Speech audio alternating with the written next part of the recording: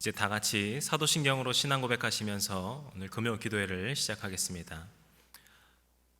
전능하신 하나님 아버지를 내가 믿사오며 그 외아들 우리 주 예수 그리스도를 믿사오니 이는 성령으로 잉태하사 동정녀 마리아에게 낳으시고 본디오 빌라도에게 고난을 받으사 십자가에 못 박혀 죽으시고 장사한 지 사흘 만에 죽은 자 가운데서 다시 살아나시며 하늘에 오르사 전능하신 하나님 우편에 앉아 계시다가 저리로서 산 자와 죽은 자를 심판하러 오시리라. 성령을 믿사오며 거룩한 공회와 성도가 서로 교통하는 것과 죄를 사하여 주시는 것과 몸이 다시 사는 것과 영원히 사는 것을 믿사옵나이다. 아멘. 우리 다 같이 찬송가 95장 같이 부르시겠습니다. 찬송가 95장입니다.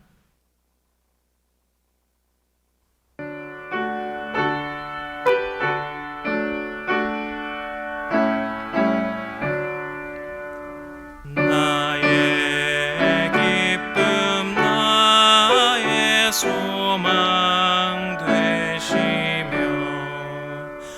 나의 생명이 되신 주 밤낮 불러서 찬송을 드려도 늘 하신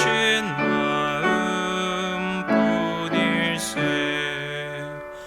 나의 사모하는 선한 목자는 어느 꽃다운 동산에 양의 무리와 늘 함께 가셔서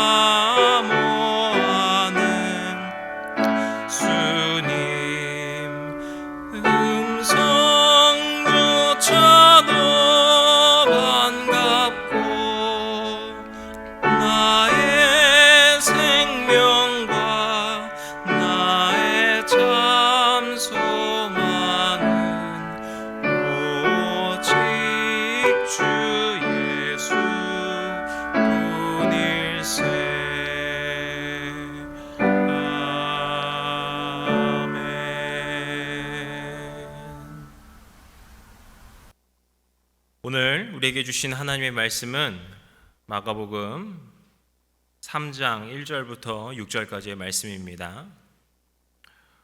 오늘 2장 13절부터 3장 6절까지 보실 것이지만 오늘 함께 봉독하실 때 3장 1절부터 6절까지를 함께 봉독하시겠습니다.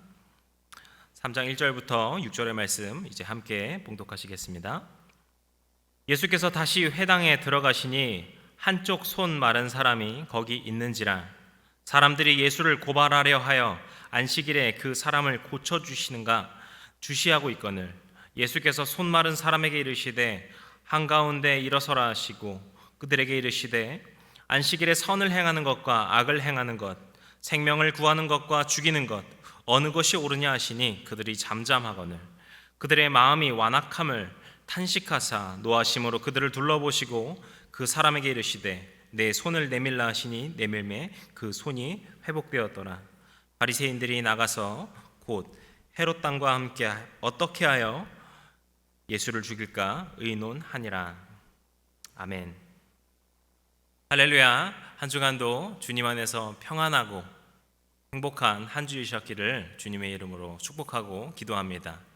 이제 우리 마가복음 말씀의 세 번째 시간을 갖도록 하겠습니다.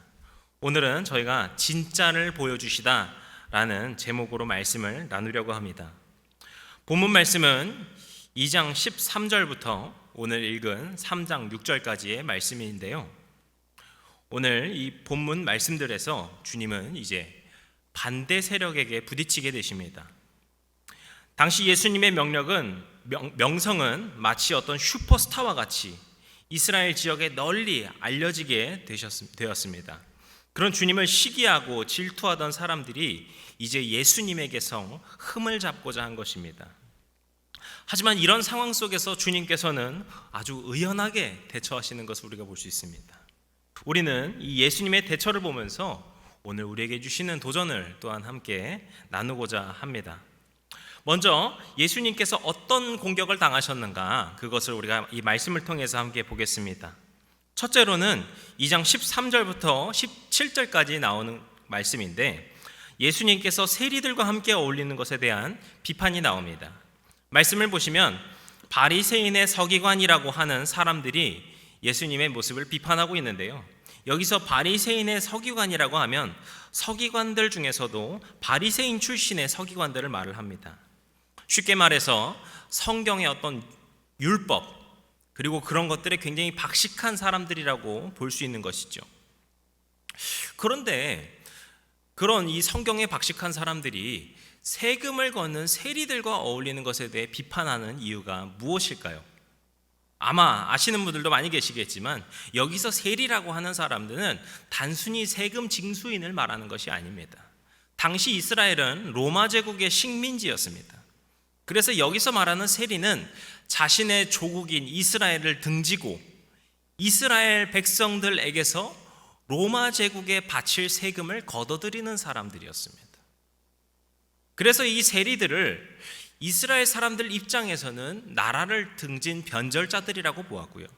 율법적으로 보았을 때는 그들이 하나님의 나라를 배신했기 때문에 심각한 죄인이라고 보았습니다. 그렇게 예수님께서 이런 세리들과 어울리는 그것이 죄다, 잘못된 것이다, 이렇게 비판을 한 것입니다. 그리고 두 번째로 나오는 것은 18절부터 22절까지 나오는 금식에 관한 문제입니다. 당시 열심히 신앙생활을 하던 바리새인들, 그리고 오늘 말씀에서는 세례 요한의 제자들까지도 나오는데요. 이런 존경받는 종교인들은 종종 금식을 해왔습니다. 그런데 사람들이 예수님의 제자, 당신의 제자들은 왜 금식을 하지 않습니까? 지적을 하면서 비판을 하고 있었습니다. 그리고 이제 세 번째 공격이 나오는데 그것이 23절부터 이제 2장의 마지막 절인 28절까지 나오는 것인데, 안식일에 관한 문제를 가지고 그들이 비판을 하고 있습니다. 전에 제가 에베소서 강해를 할 때 한번 이렇게 언급한 적이 있었는데요.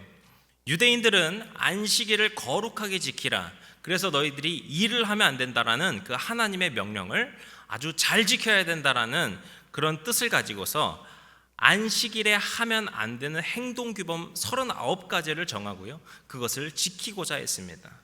그 중에서는 밀을 자르는 행위도 하면 안 되는 일 중에 하나였거든요. 그런데 제자들이 길을 지나가려고 밀밭에 이삭을 자르자 이 일을 가지고서 지적을 한 것입니다. 그리고 이제 마지막으로는 오늘 본문에서 나오는 이 바리새인들이 공격을 하는 것입니다. 역시 안식일에 관한 문제를 가지고 예수님을 공격하고 있습니다. 예수님께서 회당에 들어가셨는데 손 마른 사람 한 명이 거기에 있었습니다. 여기서 손이 말랐다라고 하는 병은 보통 어떤 중풍병과 같은 것이다 라고 성경학자들은 보고 있습니다. 그래서 손과 이게 표현상으로는 손뿐만이 아니라 팔까지도 말을 할 수 있는데, 그곳이 말라서 아주 딱딱하게 굳어져서 정상적으로 움직일 수 없는 상태가 되었다, 이것을 이제 손 마른 자다 이렇게 보는 것입니다. 그런데 예수님께서 손 마른 사람을 만난 이 상황을 바리새인들이 주시하고 있는데요. 왜냐하면 아까 말씀드렸던 그 안식일에 하면 안 되는 일, 그 규정이 있었지 않습니까? 그 규정 중에서는 병을 치료하는 일도 있었어서 그렇습니다. 어떤 생명이 왔다 갔다 하는 정도의 일이 아닌 이상은 이 치료하는 행위도 역시 일 중에 하나다. 그래서 이것은 하면 안 된다라고 정한 것입니다. 그래서 바리새인들은 예수님께서 이런 법규를 어기시고 혹여라도 이 손 마른 사람을 고쳐주시기라도 하면은 그것을 목격해서 이 부분을 놓고 예수님께서 법을 어겼다, 이 사람이 아주 우리의 법을 어긴 것이다라고 하면서 고발을 하고자 그렇게 주시하여서 면밀히 주님을 살핀 것입니다. 이렇게 오늘 본문에서는 주님께서 총 4번의 공격을 당하십니다. 그런데 이 4번뿐만이 아니지요. 우리 주님께서는 앞으로 이 사역 중에서 끊임없는 도전과 공격을 계속해서 당하시게 됩니다. 하지만 우리가 보는 놀라운 것은 이 모든 상황 속에서 예수님께서 자신의 뜻을 꺾지 않으신다는 것입니다. 오히려 당당하게, 그리고 그들의 이야기를 반박하시면서 오히려 잠잠케 하시는 것을 우리가 보게 됩니다. 그렇다면 예수님께서 오늘 이 도전들, 이 공격들에 대해서 어떻게 대처하고 계실까요? 각 내 상황들마다 주님의 이 대처들이 약간 다르고 그 상황에 맞게 주님께서 말씀을 하시지만 그 핵심적인 부분은 동일하다고 볼 수 있습니다. 바로 율법의 본질을 알려주시고 그것을 보여주심으로써 반박하신 것입니다. 바리새인과 서기관, 주님을 대적하는 이 대적자들은 예수님께서 율법을 어겼다, 당신의 제자들은 율법을 지키지 않는다, 이렇게 지적을 한 것입니다. 그런데 주님께서는 오히려 그들에게 율법의 본질이 무엇인가를 생각하게 하십니다. 그리고 예수님의 행동이 오히려 율법을 올바르게 따르고 있는, 올바르게 지키고 있는 모습이라는 것을 알려주십니다.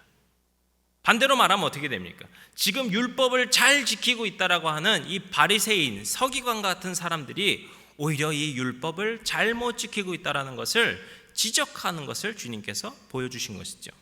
이러한 내용이 오늘 저희가 읽은 본문에서 아주 잘 드러납니다. 3장의 말씀을 잘 보시면요, 먼저 이 상황이 우연히 벌어진 일이 아니라는 것을 알 수 있습니다. 본문 3장 2절에서 사람들, 그러니까 이게 6절에 가시면은 이것이 바리새인이라는 것을 알 수 있죠.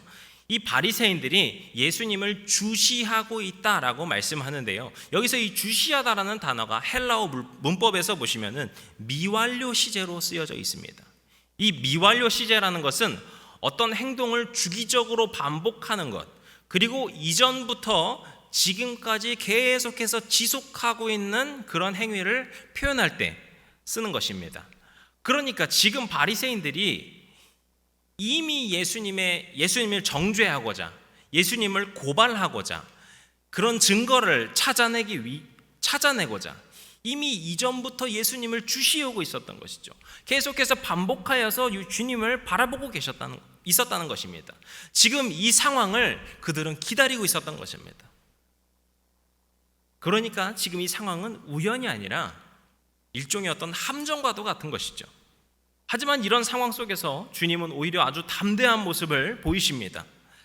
3절에 보시면은요, 주님께서는 이 손 마른 사람을 한가운데로 불러내십니다.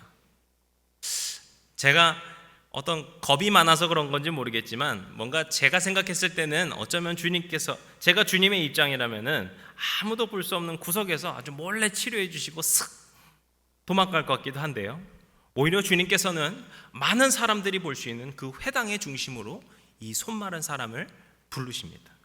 그리고는 이 바리새인들에게 이렇게 말씀하십니다. 4절의 말씀인데요, 4절 보겠습니다. 안식일에 선을 행하는 것과 악을 행하는 것, 생명을 구하는 것과 죽이는 것, 어느 것이 옳으냐? 이것은 바리새인들의 생각과 전혀 다른 질문이었습니다. 바리새인들이 바라보는 것은 안식일에 하면 안 되는 일이 있는데 그 안 되는 일을 잘 지켜서 하지 않으면 옳은 사람이고, 그것을 지키지 않아서 안식일에 하면 안 되는 일을 행하면 그것은 죄라고 보았거든요. 하지만 예수님께서 전혀 다른 관점으로 말씀하신 것입니다. 안식일에 선을 행하거나 생명을 구하는 일이 있다면 그것은 옳은 일이지 않느냐. 반대로 악을 행하거나 생명을 죽이는 일이 있다면 그것은 죄된 행동이 아니냐 지적하신 것이죠. 그러니까 바리새인들이 지금 어떤 행하고 있는 이 율법을 지키는 관점 자체가 어떤 문제가 있다는 것을 보여주고 있는 것입니다. 우린 여기서 아주 깊은 우리가 생각해봐야 될 것이 있습니다. 애초에 하나님께서 이스라엘 백성에게 주신 율법이라고 하는 것이 무엇입니까? 그 율법의 가장 기초가 되는 것을 우리가 십계명이라고 볼 수 있는데요, 이 십계명을 정리하면 1계명부터 4계명까지는 나와 하나님과의 관계 속에서 지켜야 될 일을 말을 하고 있고요, 5계명부터 10계명까지는 나와 이웃과의 관계에서 지켜야 될 일들을 말을 하고 있습니다. 그래서 마태복음에서 한 율법사가 예수님께 나와서 가장 중요한 율법이 무엇입니까? 라고 물을 때 예수님께서 주 너의 하나님을 사랑하고 내 이웃을 자신과 같이 사랑하라고 말씀하신 것입니다. 이것이 무언가 새로운 것을 말씀하시는 것이 아니라 십계명의 내용을 아주 잘 정리하신 것이에요. 1계명부터 4계명까지 말한 것이 무엇이냐? 너희가 너희 하나님을 잘 사랑해야 된다. 그럼 5계명부터 10계명은 무엇이냐? 너희들이 이웃을 너의 몸과 같이 사랑해야 된다. 이것이 십계명이고 이것이 율법이라는 것이죠. 이것이 주님께서 우리 이스라엘 백성들, 하나님의 자녀들에게 주신 말씀이라는 것입니다. 하나님께서 주신 율법이 무엇입니까? 하나님을 사랑하고 내 이웃을 사랑하는 것입니다. 그런데 바리새인들은 그저 안식일에는 일을 하면 안 되기 때문에, 안식일에 사람을 치료하는 것은 노동과 같은 것이기 때문에, 누군가를 치료하면 그것은 죄요, 아무리 아파도 치료하지 않는 것이 죄를 짓지 않는 것이라는 오히려 자기 모순과도 같은 상황에 빠져버린 것입니다. 2장 23절에서 나오는 안식일에 대한 공격도 역시 마찬가지입니다. 애초에 안식일에 밀을 자르는 행위를 하지 말라고 이것을 정한 것은 추수를 하지 말라는 것입니다. 추수를 해가지고 자신의 곡식들을 쌓는 것, 이것은 일에 해당하니까 이것은 하지 말아야 된다, 이렇게 볼 수 있죠. 그런데 제자들이 밀을 자른 이유가 무엇인가? 이 성경에서 보시면은 그들이 추수를 하려고 한 것이 아니었죠. 길이 막혀 있는데 그 길을 트기 위해서 밀을 자른 것입니다. 하지만 사람들, 이 바리새인들과 서기관들은 그런 부차적인 내용들은 다 제껴두고 그저 안식일에 밀을 자르면 죄라는 자신들의 이 법규 사항만 주장을 한 것이죠. 그때 예수님께서 하신 대답 역시 이 안식일의 진정한 의미를 말씀하고 계십니다. 이것이 22장 27절에 나오는 말씀인데요, 안식일이 사람을 위하여 있는 것이요 사람이 안식일을 위하여 있는 것이 아니니. 무슨 말씀입니까? 우리가 안식일을 지키기 위해서 나온 것이 아니라 안식일이 우리를 위하여 있는 것인데 너희들은 왜 반대로 생각하고 있냐, 이것을 지적하고 있는 것이에요. 애초에 하나님께서 우리에게 안식일을 주신 것은 우리를 사랑하기 위해 때문입니다. 우리 사람을 위해 이 안식일을 주신 것입니다. 쉬지 않고 끊임없이 일을 하면은 더 많은 이익을 얻을 수 있겠지요. 지금이야 우리가 쉼이 필요하다라고 볼 수 있지만, 당시 농경사회는 내가 밀 하나라도 더 수확하면 내 재산이 늘어나는 거 아니겠습니까? 하지만 그렇게 일만 하며 달려가다가 오히려 자신의 가족들, 자신의 건강, 친구, 혹은 나의 영적인 상태와 같은 것, 우리 삶에 정말 중요한 다른 일들을 놓치지 않도록 우리 주님께서 우리들에게 이 안식이라는 쉼의 날을 주신 것입니다. 이렇게 안식일이라고 하는 것은 이런 쉼을 통하여서 나와 하나님과의 관계를 다시 점검하고 회복하는, 또 나와 내 주변의 가족들, 이웃들을 다시금 돌아보게 하는 중요한 그 본질적인 요소가 있습니다. 이런 의미에서 보면은 아픈 사람을 낫게 하고 내 이웃을 위하는 일이야말로 안식일이 가져야 할 진정한 일이라고 볼 수 있겠죠. 하지만 말씀에서 보시다시피 이런 본질은 전혀 없고 그저 행위만 남아있는 이런 바리새인들의 모습을 볼 수 있습니다. 예수님께서는 그런 바리새인들에게 이 율법의 진정한 의미가 무엇인지 알려주시고 그것을 보여주신 것입니다. 이런 관점으로 볼 때 말씀에서 본 예수님께서 당하신 그 공격들, 우리가 그것들도 다시금 생각해 볼 수 있습니다. 서기관들은 변절자들이다, 배신자이들이다 라고 생각했었던 이 세리들, 이들과 어울리는 것은 죄야, 잘못된 것이야, 이렇게 보았습니다. 하지만 우리가 그들을 하나님의 마음과 사랑으로 품고 변화시키고자 하는 그런 우리 안에 하나님의 마음, 사랑의 마음이 있다면 오히려 그들을 정죄하는 것이 아니라 예수님과 같이 함께 어울리며 품어나가는 것이 필요하겠죠. 그들과 어울린다는 것이 그들과 함께 죄를 짓는 것이 아니라 이런 교제를 통하여서 그들을 다시 한번 회복시키도록 돕는 것입니다. 금식에 대한 지적도 역시 마찬가지입니다. 예수님께서는 이 마태복음 6장에 보시면은 금식할 때 너희들이 남들에게 보이지 말라라고 말씀하십니다. 일부러 금식할 때 자신의 얼굴을 흉하게 하여서 금식하는 티를 내지 말라는 것입니다. 왜냐하면 이러한 금식은 정말 하나님께 마음을 들여서 바치는 그런 금식이 아니라 그저 남에게 내가 금식하고 있습니다, 내가 이렇게 경건한 사람입니다를 보여주는, 그저 높임받고 존경받고자 하는 그런 우리의 욕심이 있는 행위에 불과하기 때문에 주님께서 그것을 지적하신 것입니다. 우리가 이것을 정리하면 우리 주님께서 짚어주시는 우리의 영적인 율법을 지켜나가는 가장 중요한 핵심은 바로 우리 마음의 중심이라는 것을 알 수 있습니다. 그저 어떤 행동을 하느냐, 무엇을 지키느냐, 지키지 않느냐에 따라서 우리가 어떤 판단되고 정죄되거나 하는 것이 아니라 우리 마음의 중심이 어느 곳을 향하고 있는가를 우리 자신이 스스로 판단하고 진단해 봐야 된다는 것입니다. 하나님 앞에 자신의 마음을 드리고 있는가? 우리가 정말 기도 가운데 우리 마음의 중심을 구해야 하는 것입니다. 내가 하나님의 백성으로, 예수님의 제자로, 주님의 그리스도인으로서 이 세상을 살아갈 때 정말 주 하나님을 사랑하고 내 이웃을 자신과 같이 사랑하라는 그 명령에 순종하며 살아가고 있는가? 나는 진정으로 하나님을 사랑하는 마음으로 살아가고 있는가? 내 주변의 가족과 친구와 이웃을 하나님의 마음으로 사랑하고 있는가? 점검해 봐야 한다는 것입니다. 그것이 바로 하나님의 말씀을 따라 살아가는 진정한 말씀의 삶이고 믿음의 삶이라는 주님의 말씀이신 것이죠. 지금 우리는 이 코로나19라는 이 상황으로 인하여서 특별히 참 많이 보게 되는 것은 교회가 많이 어려움을 겪고 있다는 것입니다. 교회에 어떤 전해지는 여러 가지 핍박과도 같은 일들도 있습니다. 차가운 시선으로 우리 그리스도인들을 바라보기도 합니다. 참 저 개인적으로는 그 안에 많은 오해들과 같은 것들도 있기 때문에 정말 속상할 때도 있고요, 억울하게 느껴질 때도 있습니다.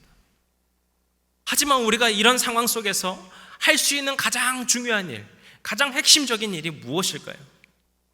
바로 주님께서 오늘 우리에게 주신 말씀처럼 우리 주 하나님과 내 이웃을 우리의 마음과 뜻과 힘을 다하여서 우리의 이 열정을 다하여서 사랑하는 그 누구보다도 뜨거운 사랑의 실천과 섬김이 필요한 시점인 줄로 믿습니다.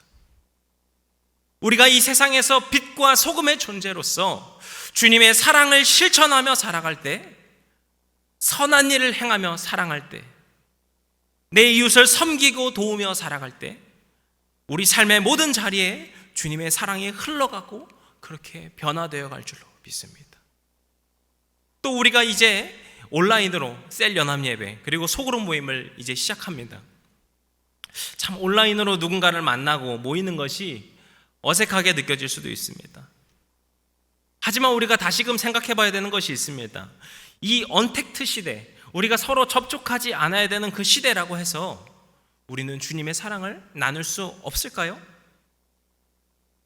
우리가 직접 만날 수 없다면 하나님의 사랑을 전할 수 없는 것일까요? 절대 그럴 수 없겠죠. 주님께서 우리에게 부어주시는 사랑은 태초부터 영원한 것인 줄로 믿습니다. 그렇다면 지금 우리의 상황이 어떠하든, 우리의 이 환경과 혹은 우리가 행하는 방법이 어떠하든, 우리가 핸드폰이나 컴퓨터를 통하든 혹은 우리가 목소리나 혹은 문자로만 만날 수 있을지라도 우리는 그 누구보다도 더욱더 사랑하는 공동체가 되는 줄로 믿습니다. 그런 곳이 바로 주님의 교회인 줄로 믿습니다. 그것이 바로 우리가 이 코로나19를 능히 이겨내는 주님의 백성들의 힘이자 우리의 정체성이자 우리의 마음의 중심을 잡는 일인 것인 줄로 믿습니다. 오늘 이 시간 우리 함께 기도할 때 우리의 이런 마음의 중심을 다시금 잡아가는 시간이 되었으면 좋겠습니다. 우리가 지금까지 해왔던 일에 그 어떤 행위에만 혹은 집중해 있는 것은 아닙니까? 우리가 정말 진정으로 점검해 봐야 되는 것은 우리가 정말 하나님을 내 마음과 힘과 뜻을 다해서 사랑하고 있는가? 그리고 그 하나님의 마음으로, 하나님의 사랑으로 우리의 이웃들, 우리의 가족들, 우리의 친척, 친구, 우리의 주변에 있는 모든 사람들에게 주님의 그 사랑을 전하고 섬기고 실천하고 살아가고 있는가? 우리의 마음의 중심을 다시 한번 점검하는 시간이 되었으면 좋겠습니다. 우리 시간 함께 기도하겠습니다. 우리 시간 먼저 같이 기도하실 때 지금 우리 말씀 나눈 것처럼 내 안에 정말 하나님의 사랑으로 다시 한번 채워주시옵소서. 나의 주 하나님과 나의 이웃을 내 몸과 같이 사랑하는 우리가 정말 그런 그리스도인으로서 우리의 마음을 다시 한번 점검하고 주님의 마음으로서 세워주시고 바로 잡아주시는 이 시간 되게 하여 주시옵소서. 우리 시간 이런 기도 제목을 가지고서 함께 기도하길 원합니다. 우리 같이 기도하시겠습니다. 하나님 아버지, 오늘 이 시간 우리가 함께 주님 앞에 기도합니다. 우리의 기도를 들어주시고 받아주시옵소서. 우리가 이 코로나19를 지나면서 우리가 만나지 못하는 참 답답한 모습이 있습니다. 하지만 우리가 그 어떠한 상황 속에서도 우리가 정말 더욱더 기도하고 섬기고 사랑으로 교제하는 그런 공동체가 되게 하여 주시옵소서. 오직 주님 한 분만 기억하게 하여 주시고 우리가 이 시간을 통하여서 다시 한번 이 교회의 본질이 되는 정말 이 사랑의 공동체를 다시 한번 점검하고 회복할 수 있는 시간이 되게 하여 주시옵소서. 우리 교회가 정말 이 시대를 맞이하여서 다시 한번 더욱더 뜨거운 주님의 사랑으로 불타오르는 주님의 교회가 되게 하여 주시옵소서. 정말 우리가 이 세상으로 나아갈 때도 우리가 혹은 어떤 편견이 있을지라도 어떤 핍박이 있을지라도 그것을 능히 이길 수 있는 힘은 오직 우리 주님의 사랑뿐인 줄로 믿습니다. 주님의 사랑으로서 살아가게 하여 주시고 그 사랑으로서 섬기게 하여 주시고 그 사랑을 실천하며 세워가며 살아가는 주님의 사랑의 공동체, 믿음의 사람들, 말씀의 사람들 되게 하여 주시옵소서. 그렇게 우리 안에 정말 주님의 사랑의 율법을 세워가는 주님의 사람들 되게 하여 주시옵소서. 우리 시간 한 번 더 같이 기도하실 때는 우리의 어떤 개인적인 기도를 가지고서 또 기도하시겠지만 우리 또한 우리의 셀원 아니면 우리가 지금 여러분 안에 떠올리고 생각나게 되는 어떤 교인들, 우리 친구들, 내 주변의 사람들이 있다면 그 사람들 위해서 또한 중보할 수 있는 시간이 되었으면 좋겠습니다. 우리가 비록 지금 만나기는 어렵기도 하고 우리가 직접 교제하기 어렵기도 하지만 우리가 기도로서 하나 되는, 기도가 끈이 되어서 하나 되어서 뭉칠 수 있는 그런 교회 되게 하여 주시옵소서. 주님, 우리 이 성도님들을 위하여서 주님께서 함께하여 주시고 주님의 은혜 베풀어 주시옵소서. 우리가 서로를 위해서 이렇게 중보할 수 있는 그런 주님의 교회 되었으면 좋겠습니다. 이 시간 우리 한 번 더 기도하실 때 우리 교회 혹은 우리 주변의 이웃들 위해서 중보 기도하고 또 우리의 이 개인적인 기도 제목을 가지고서 기도할 수 있는 이 시간 되었으면 좋겠습니다. 우리 한 번 더 이런 기도 제목 가지고 기도하고 우리 개인적인 기도를 같이 드리시겠습니다. 우리 함께 기도하시겠습니다.